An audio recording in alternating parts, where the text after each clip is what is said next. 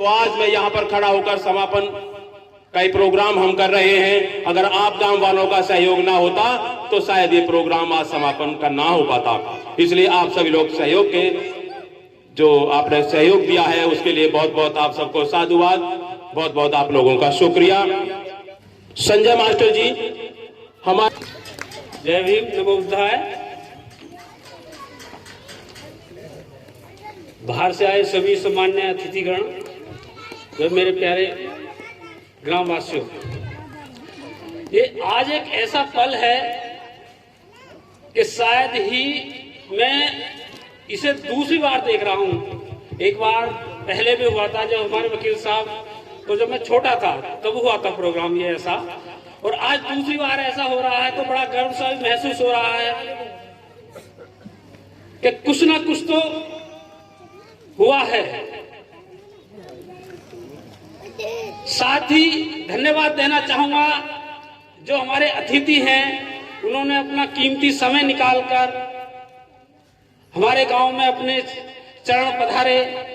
तो इस बात के लिए भी हम पूरे ग्रामवासी उनका आभार व्यक्त करते हैं।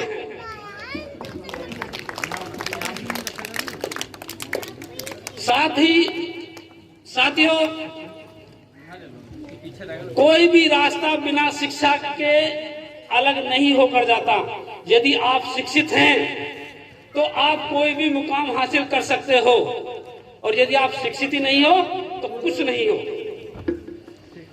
बाबा साहब एक ऐसे परिवार से निकल के आए कि उनकी आर्थिक स्थिति भी बिल्कुल सही नहीं थी, आप सब जानते हैं। लेकिन उन्होंने क्या किया कि अपना आप को शिक्षित किया। परिस्थिति चाहे कोई सी भी रही हो, कैसी भी रही हो, लेकिन उन्होंने लगातार अध्ययन नहीं छोड़ा, वे लगातार अध्ययन करते रहे और एक वो बनाया कि जो आज तक विश्व में कोई नहीं बना सकता।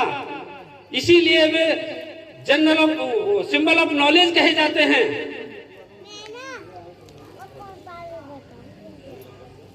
सिर्फ बहुजन समाज के लिए उन्होंने ऐसा कार्य किया। उन्होंने देखा कि हमारा समाज कहाँ पे पड़ा हुआ है, क्या उसकी स्थिति है। यानी कि ये मान लो कि एक जानवर से भी बदतर हमारे समाज की स्थिति थी। उन्होंने उसे महसूस किया। ऐसी बात नहीं है कि बहुजन में समाज में और व्यक्ति नहीं हुए और भी हुए, लेकिन उन्होंने क्या देखा, सिर्फ अपना देखा। उन्होंने समाज की ओर नहीं देखा कि हमारा समाज क्या है, क्या स्थिति है, क्या ऐसा किया जाए जिससे समाज हमारे ऊपर चला जाए। एक मात्र शिक्षा के आधार पर उन्होंने ये महसूस किया कि यदि हम शिक्षित हो जाएं तो हम अपने समाज को ऊपर ले जा सकते हैं। सभी को मेरा क्रांतिकारी जय भीम नमो बुद्धाय, जय संविधान।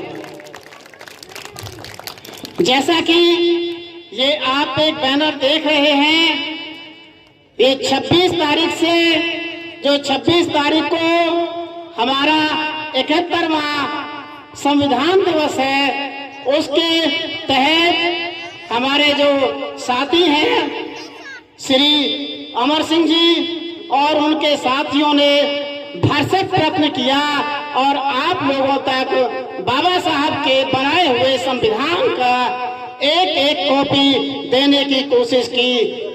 एक बात मैं आपको बताना चाहूंगा कि ये एक कॉपी नहीं है, ये एक बुक नहीं है, ये एक किताब नहीं है, बल्कि ये वो एक ग्रंथ है, वो एक महान ग्रंथ है जिससे पूरी देश ही नहीं पूरी दुनिया चल रही है। आपका देश इस संविधान से अगर बायकॉट करता है, संविधान के खिलाफ जाता है, तो उसके लिए संविधान में बहुत सारे ऐसे प्रोविजंस हैं जो उनको रोकता है। इसलिए सबसे पहले अगर आपको शिक्षित होना है, अगर आपको मुख्य धारा में शामिल होना है, तो इस महान ग्रंथ को जरूर पढ़ें और अपने साथियों को और अपने आने वाली पीढ़ी, जो ये बच्चे आपके सामने बैठे हुए हैं, उनको भी जरूर पढ़वाएं। बाबा साहब ने जो संविधान बनाया वो कोई साधारण संविधान नहीं है और ना ही ऐसा है कि ऐसे बाबा साहब ने लिख दिया होगा, बल्कि बाबा साहब ने दुनिया के बड़े बड़े संविधानों को अध्ययन किया और उसमें से जो बहुत ही इम्पोर्टेंट को समायोजन करके एक महान ग्रंथ की रचना की। ये संविधान पूरे देश के लोगों के लिए समानता का अधिकार देता है, शिक्षा का अधिकार देता है, धार्मिक आधार का आपको सब कुछ देता है।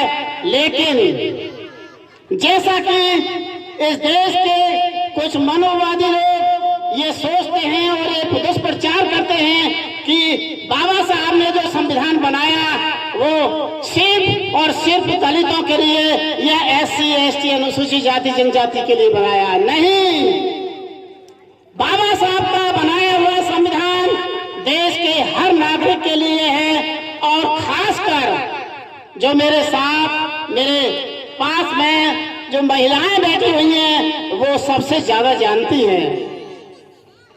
70 साल पहले इस देश में महिलाओं की क्या स्थिति थी ये सब आप जानते हैं।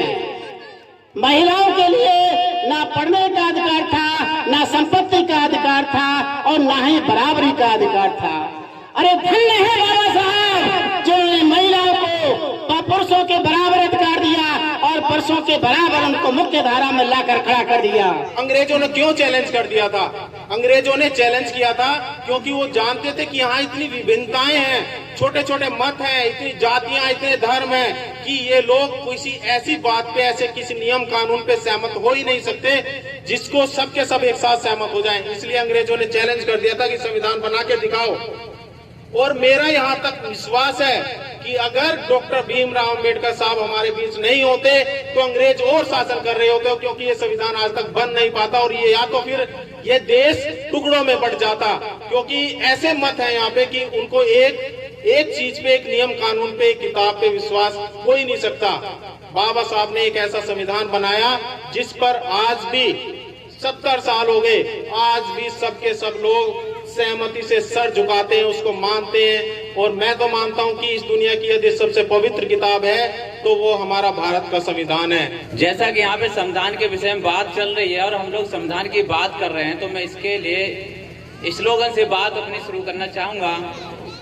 ये शान शौकत ईमान न होता, आज कोई इस देश में किसी का मेहमान न होता, नहीं मिल पाती खुशियां इस वतन में अगर इस देश का संविधान बाबा साहब ने लिखा न होता। कर गुजर गए वो भीम थे, दुनिया को जगाने वाले भीम थे। हमने तो इतिहास पढ़ा है दोस्तों, इतिहास बनाने वाले भीम थे। आज हमें बहुत ही खुशी हो रही है कि यहाँ पे हम जो गांव में आए हुए हैं, कहते हैं कि चुनिंदा लोग ही इकट्ठा होते हैं। कहीं कहीं जब कभी ज्ञान की बात होती है, भले ही कोई कहीं भी रहता हो, लेकिन अगर उसके मन में दृढ़ संकल्प है कुछ भी पाने का तो वो पहुंच भी जाता है। इस देश में बहुत सारे लोग ऐसे हैं जो बाबा साहब के नाम पर एक सूत्र में बंध जाते हैं। जैसा कि हम भी देखते हैं, भिन्न भिन्न देशों, भिन्न भिन्न गांव से आए हुए हैं, लेकिन इस मंच पे सभी लोग एक हैं।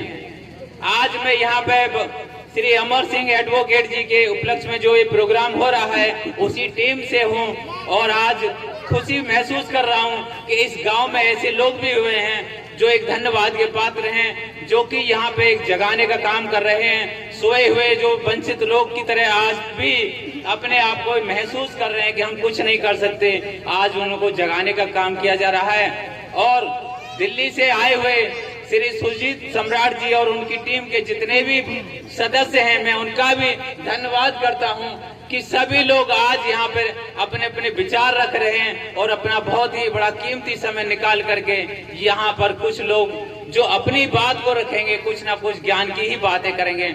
और मैं भी अगर प्रोग्राम अटेंड कर रहा हूँ तो मैं भी कुछ ज्ञान प्राप्त करने के लिए ही आया हूँ। बाबा साहब के चरणों में नमन करते हुए आप सभी को जय भीम, नमो बुद्धाय।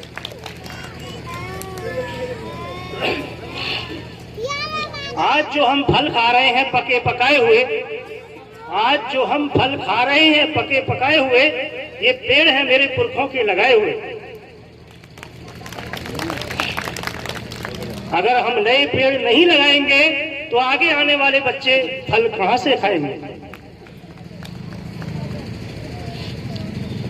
बाबा साहब ने एक ऐसा संविधान हम सबको दिया जिसमें हमें समानता का अधिकार, स्वतंत्रता का अधिकार, शोषण के विरुद्ध अधिकार, धार्मिक स्वतंत्रता का अधिकार, सब अधिकार हमें मिले हुए हैं।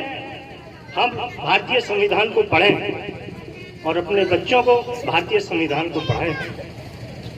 आज भारत का संविधान विश्व में जिसकी प्रशंसा की जाती है, बाबा साहब डॉक्टर भीमराव अंबेडकर ने जो भारत का संविधान लिखा, उसके द्वारा हमें सारे अधिकार मिले हुए हैं।